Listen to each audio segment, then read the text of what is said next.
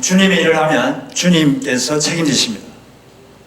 주님께서 제자들을 여러 마을로 여러 제자들을 파송하면서 주요 중요사항, 주의사항을 쭉 말씀하시는 게 마태복음 10장인데 오늘 읽은 이 말씀의 핵심은 뭡니까?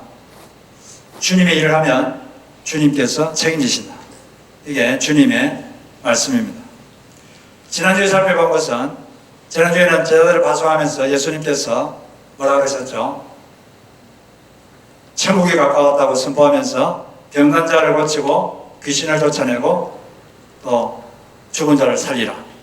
거저 받았으니 거저 주어라 말씀하셨습니다. 치유하라, 치유하라 이렇게 말씀하셨는데 하나님께서 인간을 치유하는 방법은 두 가지라고 했죠. 첫째는 고통을 제거하는 방법이 있고 둘째는 고통을 그대로 둔 채 그걸 받아들이는 능력을 줌으로써 치유하신다. 이렇게 배웠습니다.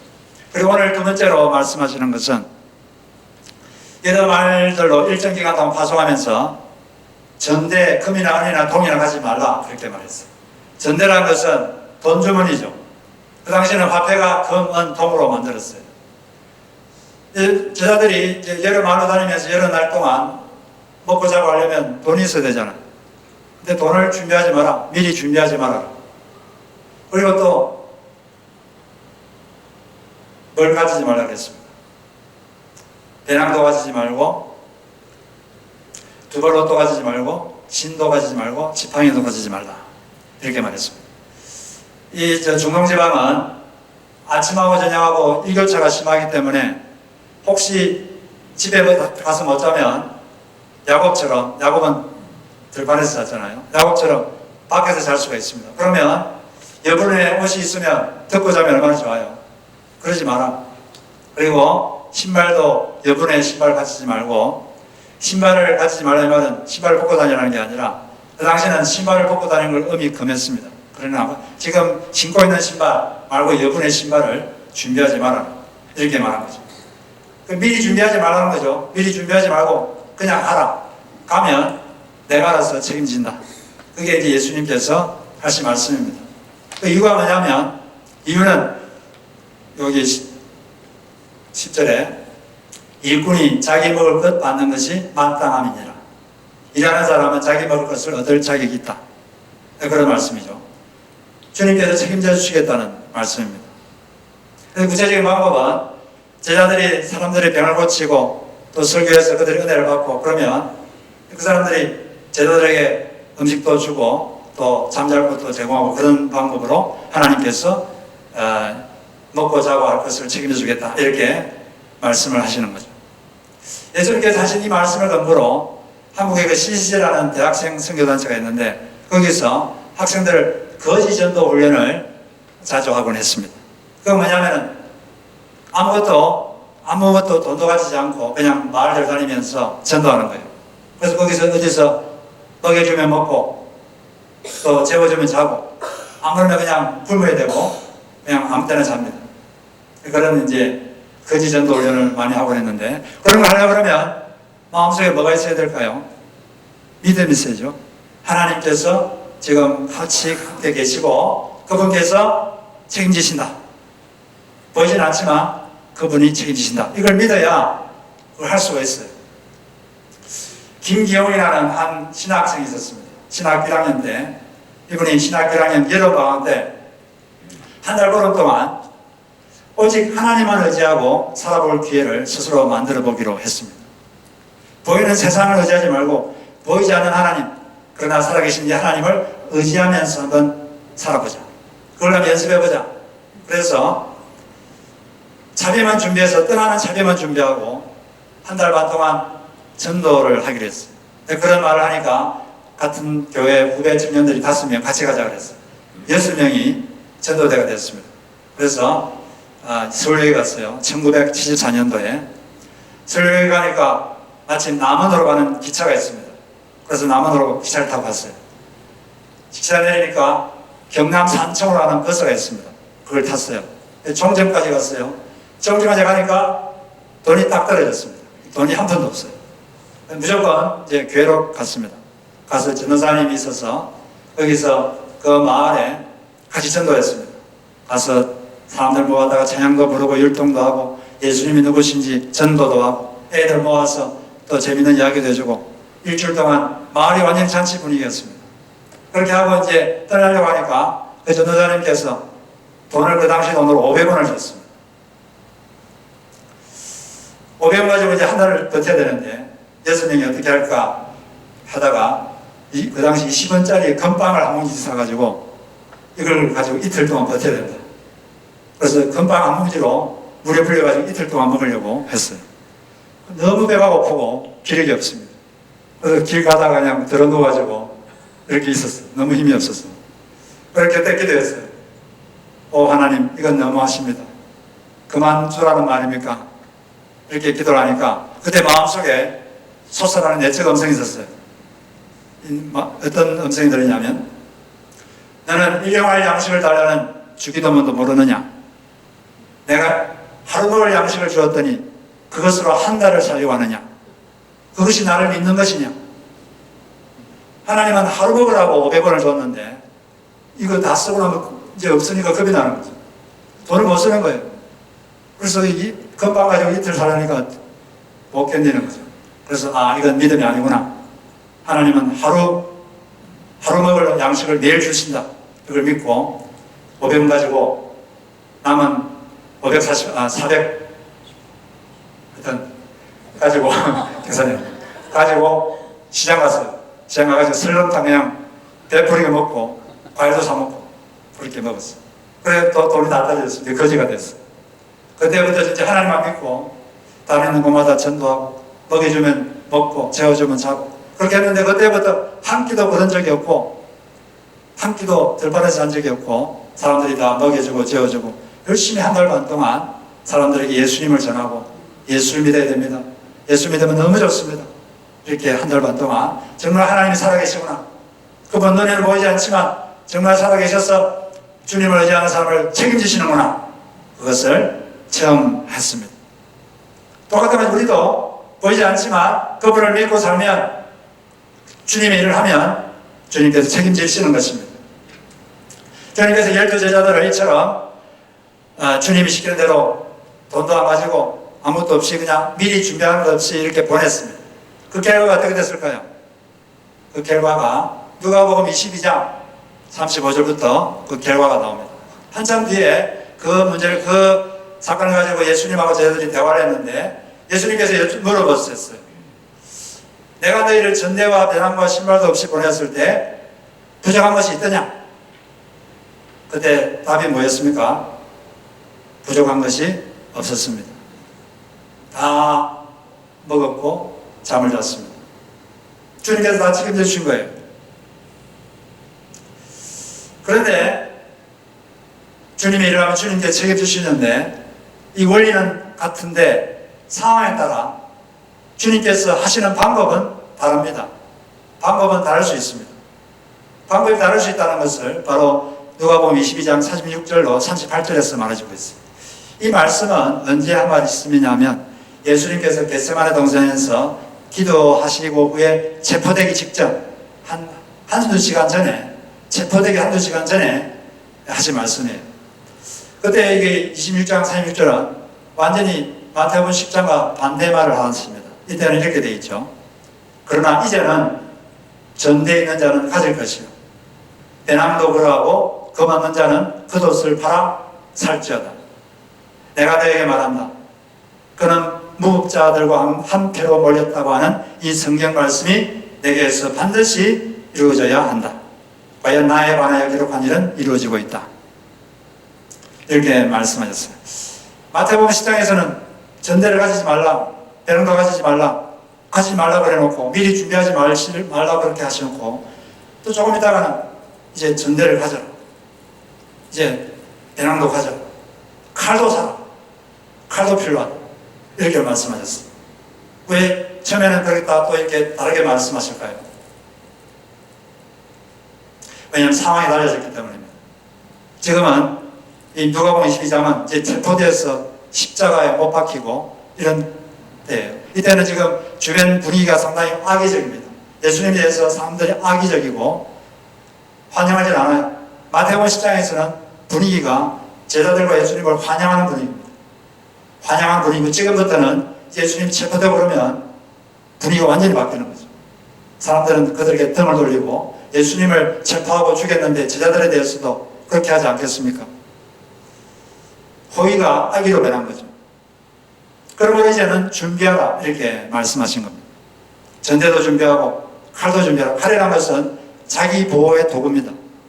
물론 공격용이 아니라 방어용이겠죠. 제자들은 그 이후에도 계속 이제 예수님 돌아가신 다음에도 다니면서 전 세계를 다니면서 전도돼야 되는데 여행하다 보면 강도들도 만나고 또 짐승도 만나고 그런 것도 예수님께서 미리 생각하신 거겠죠. 원리는 같아요. 주의 일을 하면 주님께서 책임지신다. 주님의 백성은 주님이 책임지신다. 원리는 똑같은데 방법은 상황이 달라지면 달라질 수가 있습니다. 상황에 따라, 사람에 따라, 또 시대에 따라, 문화에 따라 달라질 수가 있는 것이죠. 어떤 일을 하는 데 있어서 한 가지 방법만 있는 게 아닙니다. 어떤 일을 하는 데는 한 가지 방법밖에 없다. 이렇게 생각하는 것이 일종의 율법주의죠. 예를 들어 보겠습니다. 이 선교사님들이 선교를 많이 하시는데 선교를 하려면 돈이 필요할까요? 돈이 필요 없을까요? 물질이 필요하겠죠. 근데 물질을 공급받는 방법이 크게 두 가지가 있습니다. 선교단체마다 둘 중에 하나를 선택하는데 먼저는 미리 준비하지 않아요. 미리 준비하지 않고 그냥 주님만 믿고 선교제로 그냥 갑니다. 거기에서 하나님께서 역사하실 것을 믿고 살아계신 하나님께서 알아서 하실 것이다. 먼저 하나님 나라 오를 구하면 그분이 다 책임지시는 이걸 믿고 그냥 갑니다. 그러면 주님께서 그때그때마다 공급하시는 것으로 먹고 사는 사역도 하고 생활도 하고 그렇게 하는 거죠. 저희들이 지금 멕시코 엔세나다에 빈민 선교를 하시는 고창한 선교사님 계시는데 이분은 13년 동안 지금 거기서 선교하시는데 페루에서 하시다가 지금 그곳에 계시는데 14년 동안 정기적으로 후원하는 것은 딱 한 교회밖에 없습니다. 거기서 300불. 그리고 저희 교회가 한 3, 4년 전에 저희들 교회가 하고 이거밖에 없어요. 이것으로는 생활하고 사역하는데 턱없이 부족합니다. 근데 지금까지 그분의 고백을 들어보면 정기적으로 후원하는 데도 없지만 하나님을 믿고 살아가니까 14년 동안 돈이 없어가지고 사역을 못하거나 돈이 없어서 어디 갈 데를 못 가거나 또는 해야 될 생활을 하지 못하거나 그런 적이 한 번도 없었다고 합니다. 주님께서 그때마다 필요할 때마다 공급해 주시고 이렇게 하신 거죠. 미리 준비하지 않고 그냥 가서 부딪히니까 주님께서 알아서 책임을 져주신 것입니다. 그런 감정들은 얼마나 멋있어요. 야, 참 믿음이 좋으시구나. 나도 좀 저렇게 살아봐야지. 이런 생각이 들지 않습니까? 듭니까? 들지 않습니까? 물론 그걸 본받고 싶고 참 멋있다 이런 생각이 들지만 그건 참 좋은데 이걸 또 극단적으로 생각해서 그런 방법만 믿음이 있는 것이고 그런 방법만 영적인 것이고 그런 방법만 하나님의 방법이다 이렇게 생각하면 오류가 있는 것입니다. 또 다른 방법으로 선교사님들의 물질을 공급하는 선교단체도 많이 있습니다. 가장 대표적인 것이 바로 우리 남침례교 선교단체 IMB인데 인터내셔널 미션 보드 이 세계에서 제일 큰 선교단체 2016년도에 파송한 선교사님이 4,000명입니다. 여기서는 어떻게 하느냐면 이 침례교회에서 다 헌금을 합니다. 그럼 그걸 모아서 재원을 마련한 다음에 다 마련해내면 선교사님들 한 명씩 파송합니다. 저희 교회도 많지는 않지만 조금씩 구원하죠.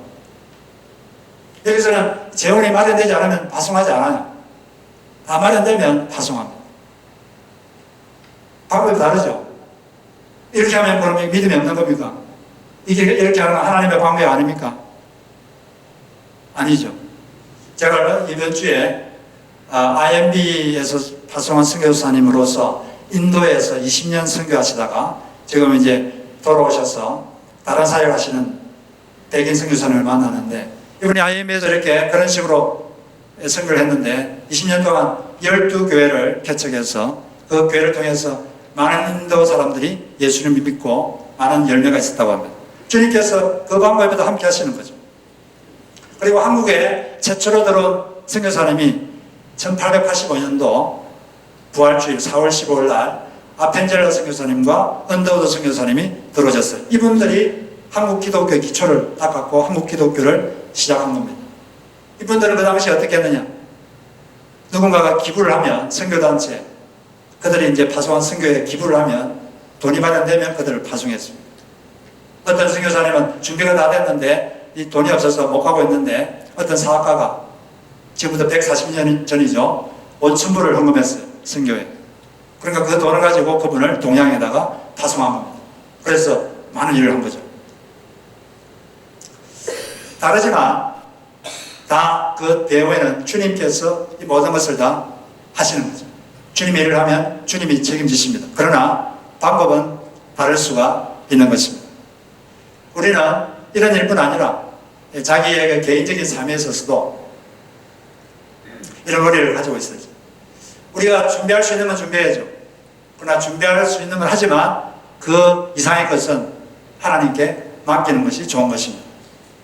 우리가 이 삶을 살 때도 어떤 사람은 미래를 위해서 저축하는 것은 믿음이 없는 것이고 그렇게 하면 안 된다.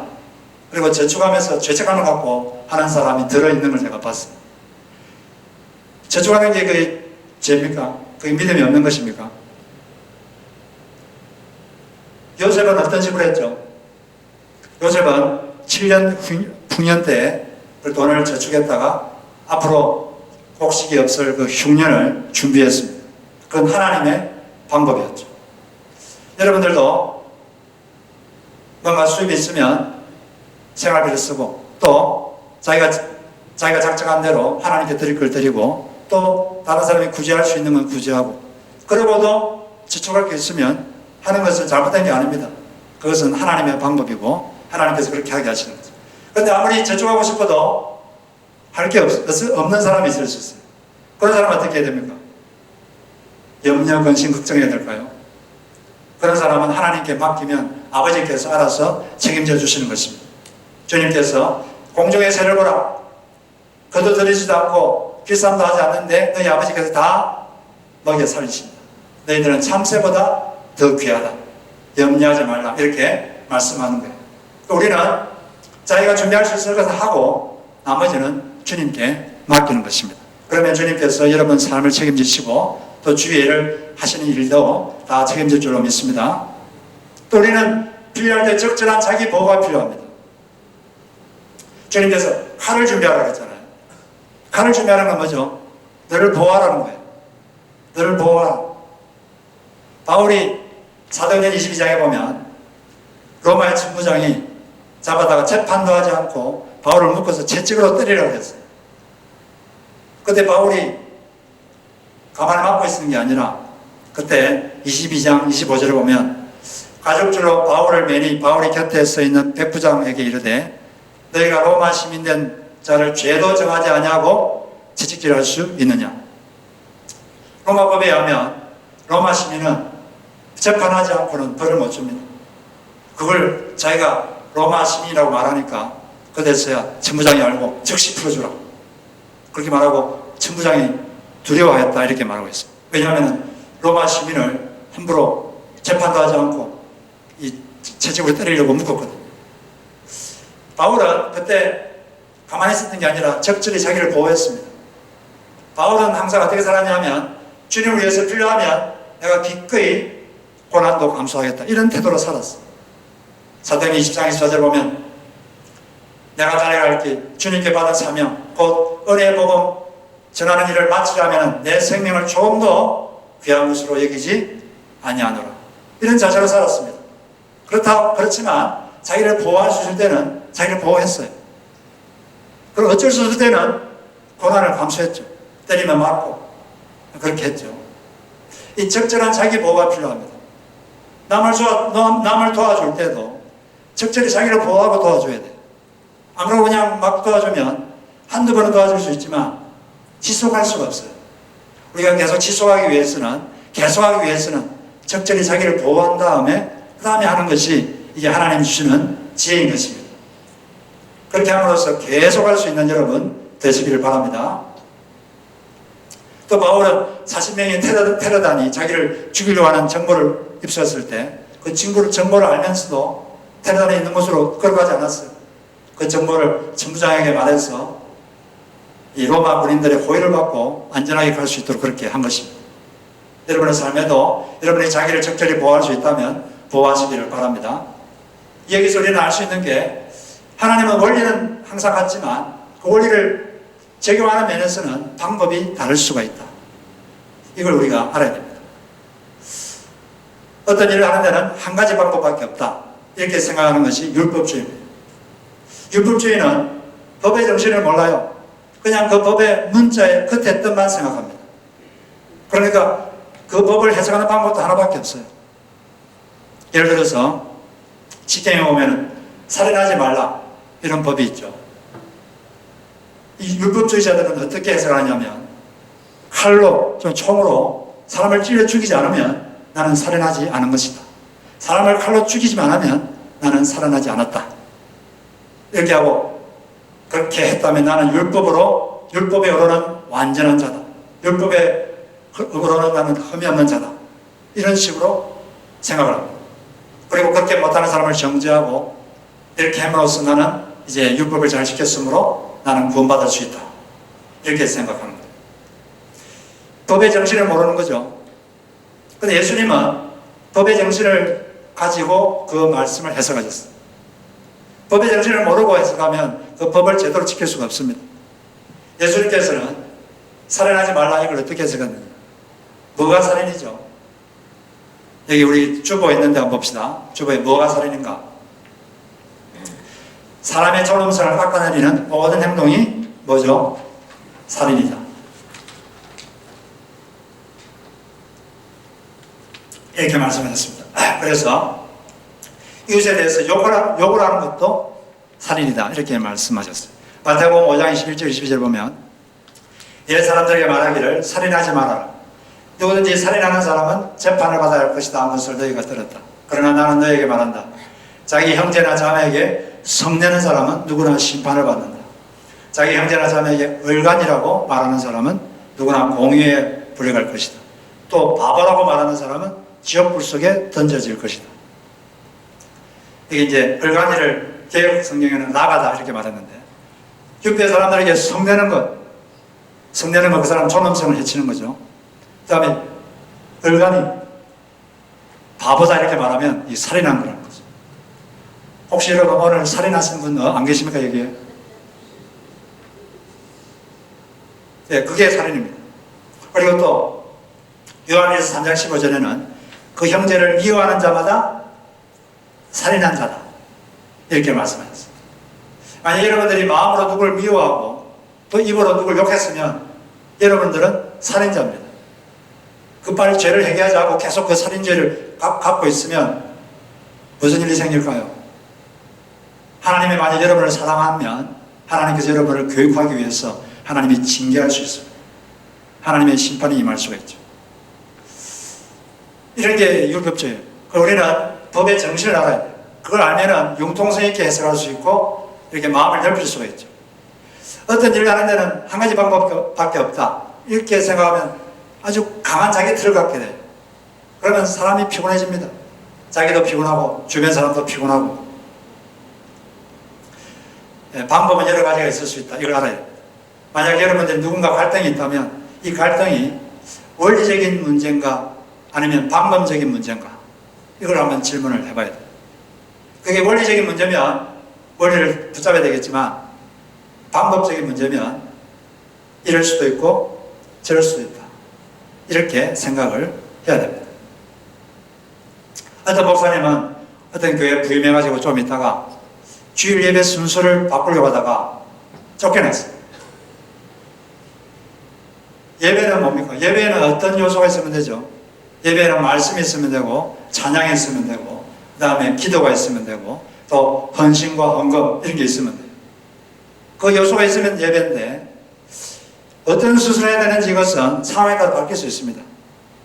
그런데 자기 틀이 강하고 이렇게 해야만 예배다 이렇게 생각하는 사람이 있으면 예배 순서를 조금 바꾸면 이건 뭔가 부족한 예배다.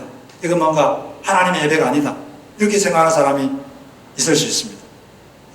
그런 생각하지 말고 우리가 방법적인 것은 언제나 이렇게 마음을 넓히고 이렇게 살아서 주변 사람과 갈등이 없이 그렇게 사시기를 바랍니다. 주님은 이처럼 주님의 일을 하는 사람을 책임지십니다. 예수를 믿는 사람은 다 예수님의 일꾼입니다. 우리 요한 고린도서 5장 15절 같이 한번 읽어보겠습니다. 우리 같이. 자,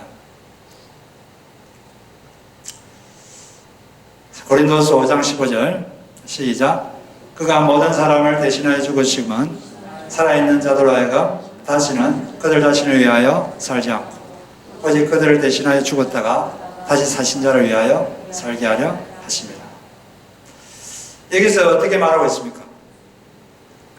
예수님께서 자기를 위해 죽었다고 믿는 사람은 더 이상 자기를 위해서 살아서는 안 되고 누굴 위해 살아야 되죠? 자기를 위해 죽었다가 사신 자를 위해서 살아야 한다. 모든 그리스도인들은 다 그리스도의 일꾼인 것입니다. 그 다음에 골로새서 1장에 보면은 뭐라고 되어 있습니까? 골로새서 1장에 보니까 그리스도로 말미암아 세상이 창조됐고 만물이 창조됐고 또 그리스도를 위해서 만물이 창조되었다. 모든 것은 다 예수 그리스도를 위해서 창조됐다고 되어 있습니다. 그렇기 때문에 우리도 예수를 위해서 창조된 것이고 예수를 위해서 구원받은 것입니다. 그렇기 때문에 더 이상 자기를 위해서 살지 말고 우리 예수를 위해서 살아야 될 줄로 믿습니다. 뭐든지 만들어진 목적을 잘 알아야 되겠죠. 이 마이크는 왜 이렇게 만들어졌습니까? 마이크를 만든 목적은 사람의 목소리를 증폭시키기 위한 거죠. 그런데 이 마이크를 가지고 망치로 못을 박으면 이 마이크가 노형이 변형되고 허무해집니다. 마찬가지로 우리 인생은 나의 기쁨을 위해서 있는 게 아니라 예수 그리스도의 기쁨, 하나님의 기쁨, 하나님의 일을 위해서 존재하는 거예요. 그렇게 살 때 진정한 만족이 있고 진정한 인생의 의미를 발견할 수가 있게 되는 것입니다. 그래서 그렇게 우리가 살아야 될 줄로 믿습니다. 요약하면 하나님께서는 우리가 주님의 일을 하면 주님이 책임을 지십니다. 그러나 방법은 상황에 따라 달라질 수가 있어요. 그 방법에 대해서는 그 마음을 내야 됩니다. 우리가 주님을 위해서 하면 주님께서 책임지시는 거죠. 이 책 중에서 벼랑 끝에 쓰는 용기라는 책이 있는데 여기 보면 로렌 크닝햄이라는 사람이 청년 시절에 나이지리아로 단기 선교를 갔어요. 그때 이제 거기 가가지고 선교사님의 인도를 받아서 오지 마을로 갔습니다. 차를 타고 왔는데 가는 도중에 차가 타이어가 펑크가 났어. 그래서 이제 주변 마을에 가서 이걸 타이어를 갈아야 되는데 가려면은 돈이 42불이 듭니다. 자기가 준비한 돈을 보니까 주머니에 45불이 있어요. 그 선교사님은 아무 돈이 없습니다.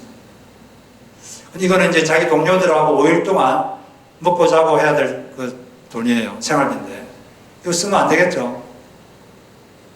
근데 어떻게 그 기도하는데 갑자기 마음속에 하나님께서 어떤 내적 음성을 주는 것 같아요. 주라.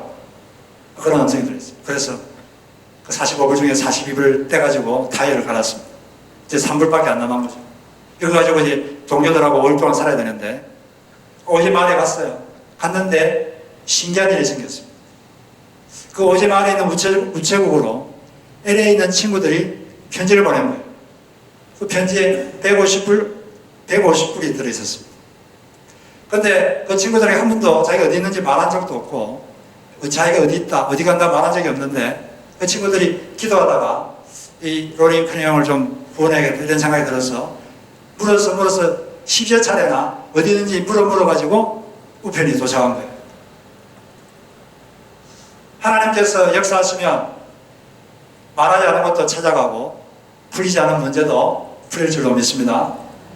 저희들은 이렇게 하나님께서 우리 주님 일을 하면 책임신앙을 믿고 우리가 늘 하는 것처럼 영혼을 구원하고 또 구원받은 그 사람이 예수의 제자로 계속 성장할 수 있도록 돕는 그 일에 맹진하시기를 주의 이름으로 축복합니다.